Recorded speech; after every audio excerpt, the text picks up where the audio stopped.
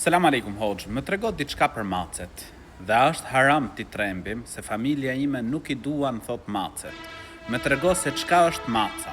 Aleikum selam wa rahmetullah.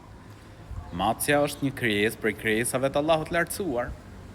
Është krijesë e pastër, është prej krijesave pra që rinë në shtëpiat tona. Dhe profeti alayhis salam pra thot innaha layset binejisin. Ajo nuk është pra e papastër. Pra është e pastër macja. Njëri prej shokëve të profetit alayhis salam, nga që vazhdimisht mbante një mace me vete, e quajnë Ebu Huraira. Pra si babai I macës, pse se vazhdimisht e mbante macen me vete. Ky shok I profetit alayhis salam. Keqtrajtimi I kafshëve është mëkat I madh, Zoti na rujt. Madje përmendet në hadith për një grua e cila ka hyrë në zjarr për shkak të një macje. Sepse e ka mbyllur dhe nuk e lejonte, pra nuk I jepte as të hante dhe as të pinte. Zoti na rujt.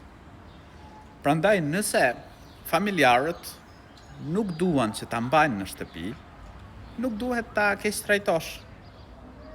Pra nëse nuk do, mund ta largosh, si I thon, por pa e keqtrajtuar. Dhe pa e penguar nga ngrënia apo pirja. Pra, nuk do në shtëpi, mund ta largosh pa keqtrajtim. Zoti ju rujt.